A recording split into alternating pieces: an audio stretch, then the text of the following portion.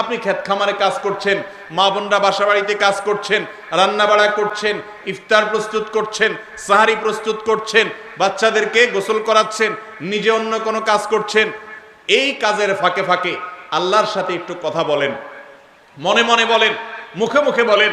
ভাইরা আমার, কায় মনোবাক্যে একান্তে আল্লাহর ইবাদতের পথে আজকের যুগে সবচেয়ে বড় বাধা হলো আমাদের হাতে থাকা স্মার্টফোনগুলো, দামি মোবাইলগুলো। এগুলো হলো সবচেয়ে বড় শত্রু আমাদের। এগুলো একান্তে একটু আল্লাহর সাথে কথা বলতে দেয় না আমাদেরকে। আমাদের একান্ত সময়গুলো মোবাইল ফোন নিয়ে গেছে, স্মার্টফোন নিয়ে গেছে, সোশ্যাল মিডিয়া নিয়ে গেছে, ফেসবুক, ইউটিউব, টিকটক, লাইকি এগুলো নিয়ে গেছে। ভাইরা আমার, আমাদের নির্জনে একাকী সময়গুলো একটু আল্লাহর সাথে কথা বললে মনটা নির্ভার হবে, মনটা ফ্রেশ হবে, মনটা পবিত্র হবে, আপনি সফল হবেন, আপনি সাফল্যের চূড়ান্ত শিখরে যেতে পারবেন, আপনার রমজান মাস সফল হবে। ভাইরা আমার, এই জন্য আল্লাহর ওয়াস্তে মোবাইল ফোন, স্মার্টফোন এবং সোশ্যাল মিডিয়ার ব্যবহারকে নিয়ন্ত্রণ করতে শিখেন। আপনি ফেসবুক ব্যবহার করবেন, ফেসবুক যেন আপনাকে ব্যবহার করতে না পারে। আপনি ইউটিউব ব্যবহার করবেন, ইউটিউব যেন আপনাকে ব্যবহার করতে না পারে। আপনি সোশ্যাল মিডিয়া ব্যবহার করবেন, সোশ্যাল মিডিয়া যেন আপনাকে ব্যবহার করতে না পারে। আপনি দামি ফোন, স্মার্টফোন, আপনি সেগুলোকে নিয়ন্ত্রণ করবেন, ফোনে যেন আপনাকে নিয়ন্ত্রণ করতে না পারে। আপনি যদি অটোমেটিক হয়ে যান, ডাইরেক্ট হয়ে যান, দরকারে বেদরকারে সারাদিন শুধু মোবাইল হাতাইতে থাকেন, সারাদিন মোবাইল স্ক্রল করতে থাকেন, সারাদিন শুধুমাত্র একের পর এক ফেসবুক অ্যাপ খোলেন, অমুক অ্যাপ খোলেন, তমুক অ্যাপ খোলেন, কাজেও খোঁজেন, অকাজেও খোলেন, দিনের বেশিরভাগ সময় নষ্ট করেন, তাহলে মনে রাখবেন এই জীবনে আপনার কোনো অর্জন হবে না। আপনার এই নেশা আপনাকে ধ্বংস করবে, দুনিয়ার জীবনকে ধ্বংস করবে, আখিরাতকে ধ্বংস করবে। রমজানের শ্রেষ্ঠ সময় নিজেদেরকে এই সমস্ত বদ অভ্যাস থেকে সরিয়ে আনার জন্য, নিজেদেরকে নিয়ন্ত্রণ করা শেখানোর জন্য রোজা মানেই বিরত থাকা, রোজা মানেই হলো নিয়ন্ত্রণ করতে শিখা। অতএব আমরা মোবাইল ফোনকে নিয়ন্ত্রণ করতে শিখি, তাহলে একান্তে দোয়া করার সুযোগ হবে, একান্তে আল্লাহর সঙ্গে কথা বলার সুযোগ হবে। একান্ত বলতে আজকাল কিছু নাই, একান্ত সব সময়গুলো মোবাইল নিয়ে গেছে। টয়লেটের ভেতরে একান্ত থাকে, তখনও মোবাইল আমাদের হাতে থাকে। আমরা নির্জন কক্ষে থাকি, তখনও আমাদের হাতে মোবাইল থাকে। আমরা একা একা থাকি, তখনও আমাদের মোবাইল থাকে। ঘুমাইতে যাই শোয়ার সময়, নিরিবিলি কোনো কাজ নাই, তখনও মোবাইল হাতে থাকে। এই মোবাইল আমাদেরকে বন্দী করে ফেলেছে, এই মোবাইল আমাদেরকে নিয়ন্ত্রণ করে ফেলছে। ভাইরা আমার, এই মাসটা, একটা মাসের জন্য আপনার যদি সৎ সাহস থাকে, আপনার এই স্মার্টফোন হয় বন্ধ করে দেন, আর না হলে এই অ্যাপগুলো ডিলিট করে দেন এবং নিজেকে নিয়ন্ত্রণ করা শিখেন। আবারও বলছি, রোজা মানেই হলো নিজেকে নিয়ন্ত্রণ করা শিখা। আপনি যদি ডাইরেক্ট হয়ে যান, দরকারে বেদরকারে মোবাইল ধরেই আপনি ফেসবুক, আপনি ইউটিউব হাতাচ্ছেন, দরকার ছাড়াও ঘন্টাকে ঘন্টা আপনি স্ক্রল করতেছেন উদ্দেশ্যহীনভাবে, তার মানে আপনি ডাইরেক্ট হয়ে গেছেন। আপনি এখন অসুস্থ হয়ে গেছেন, এই মোবাইলে আপনাকে চালাচ্ছে, মোবাইল আপনার ড্রাইভার হয়ে গেছে, ইঞ্জিন হয়ে গেছে, আপনি এখন বগি হয়ে গেছেন। বেশিরভাগ যুবকরা আমাদের সমাজে আজকাল, তারা ইঞ্জিন না, তারা হলো বগি। তাদের ইঞ্জিন হলো এই মোবাইল ফোন, তাদের ইঞ্জিন হলো ফেসবুক, তাদের ইঞ্জিন হলো টিকটক, তাদের ইঞ্জিন হলো ইউটিউব। এগুলা তাদেরকে চালায়, যেদিকে টানে সেদিকে চলে, যেদিকে দৌড়ায় সেদিকে দৌড়ে, এবং এগুলার পিছু পিছু চলতে থাকে। সেইগুলোর মধ্যে বুঁদ হয়ে থাকে, বন্দী হয়ে গেছি আমরা। যেই বন্দিত্ব আমরা ফিল করছি না, অনুভব করছি না। নিজের মাকে সময় দেওয়ার সুযোগ নেই, নিজের স্ত্রীকে সময় দেওয়ার সুযোগ নেই, সন্তানকে আমরা সময় দিতে পারি না, অন্য সব কিছু বাদ দেন, নিজেকে সময় দিতে পারি না। আল্লাহর সাথে একটা মাস চলে যায়, কথা বলতে পারি না। ইফতারের আগেও মোবাইল টিপি, সাহারির আগেও মোবাইল টিপি, তারাবির ফাঁকে ফাঁকেও মোবাইল টিপি, অনবরত আমরা মোবাইল টিপতে থাকি। ভাইরা আমার, এই রোগটা আমাদের মধ্যে আজ প্রচন্ড ভাবে গ্রাস করে ফেলেছে কি ফেলেনি? অতএব এটার জন্য দরকার হলো নিজের সদ ইচ্ছা, যে আমি এটাকে নিয়ন্ত্রণ করতে শিখবো। আগে আপনি নিয়ত করেন যে আমি এটাকে নিয়ন্ত্রণ করব, নিয়ন্ত্রণ করবো তো ইনশাআল্লাহ। আপনি নিয়ত শুরু করেন এবং চেষ্টা শুরু করেন, আল্লাহ আপনাকে সাহায্য করবেন। আপনি এখন থেকে কন্ট্রোল করেন যে আমি রমজান মাসে, ঠিক আছে, যদি মোবাইল টিপতেই হয় আমার, আমি এতটা থেকে এতটা টিপবো, এই টাইম থেকে এই টাইম টিপবো, এর বাইরে আমি খুলবই না। আমি নেটের কানেকশনই আমি আমার মোবাইলে রাখবো না, অথবা এই মোবাইলের অ্যাপগুলো আমি টাচই করব না। নিজের সঙ্গে নিজে সংগ্রাম করতে হবে, অভ্যাস গড়ে তুলতে হবে। তাহলে দেখবেন আপনার জীবনে অনেক বরকত হয়ে গেছে, অনেক বরকত হয়ে গেছে।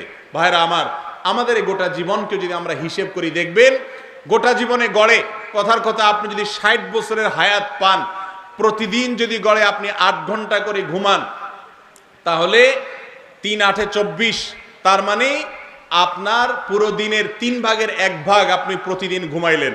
তাহলে 60 বছরের জীবন থেকে 8 ঘন্টা 8 ঘন্টা করে যদি প্রতিদিন চলে যায় ঘুমে, তাহলে কত বছর যায়? 20 বছর চলে যায়, 3 ভাগের 1 ভাগ। 60 বছরের জীবন থেকে 20 বছর চলে গেল শুধু ঘুমে। এবার আসেন, 8 ঘন্টা যদি আপনি গড়ে প্রতিদিন ডিউটি করেন, প্রতিদিন গড়ে আপনি চাকরি করেন আর দোকানদারি করেন, 8 ঘন্টা করে যদি গড়ে করেন, যাইতে আসতে যে পথে যায় সে সময় যায় সেটা বাদই দিলাম, শুধু 8 ঘন্টা করে যদি প্রতিদিন আপনি ডিউটি করেন, তাহলে আপনি হয়তো কখনো কম কখনো বেশি করেছেন, ছোটবেলায় করেন নাই, বড় হওয়ার পর ওভারটাইম করেছেন, গড়ে 8 ঘন্টা যদি আমরা ধরি, তাহলে সেক্ষেত্রে 40 বছরের জীবন থেকে আরো 8 8 করে যদি প্রতিদিন বাদ যায়, তাহলে আর কত বছর গেল? আরো 20 বছর গেল। থাকলো কয় বছর? 20 বছর। মনে রাখেন, আপনি 60 বছরের হায়াত পেয়েছেন, 60 বছর না, আপনি মূলত 20 বছরের হায়াত পান নাই, সেটাও চলে যাবে। কারণ এই ঘুম এবং আমাদের কাজের বাইরেও আরো কাজে আমরা সময় নষ্ট করি কি করি না, সময় ব্যয় করি কি করি না। আপনি খাওয়া দাওয়ার পিছনে প্রতিদিন কত সময় আপনার ব্যয় হয়, টয়লেটে কত সময় আপনার ব্যয় হয়, যাওয়া আসা রাস্তাঘাটে কত সময় ব্যয় হয়, আড্ডাবাজি, সময় দেয়া, গল্প, এগুলোতে কত সময় ব্যয় হয়, হাই হেলাতে কত সময় ব্যয় হয়, এই সবগুলোকে আপনি একত্র করেন, গড়ে প্রতিদিন কমের পক্ষে 4 ঘন্টা দেখবেন এগুলোতে যায়। পথে আসা যাওয়া, আপনার খাওয়া দাওয়া, আপনার টয়লেট, গোসল, আপনার অন্যান্য ব্যক্তিগত কাজ, মোবাইল ফোনে কথাবার্তা বলা বা ডাইরেক্ট কথাবার্তা বলা, হাই হ্যালো করা, আড্ডাবাজি করা, যদি 4 ঘন্টাও যদি প্রতিদিন গড়ে বলেন, 4 ঘন্টার বেশি যায়, যদি 4 ঘন্টাও ধরেন, তাহলে সেক্ষেত্রে আপনার ওই 20 বছর থেকে আরো 10 বছর চলে গেল। আর থাকলো কত বছর? 10 বছর। ভালো করে বুঝেন, এই 10 বছরে কত বছর আপনার হাতে আছে।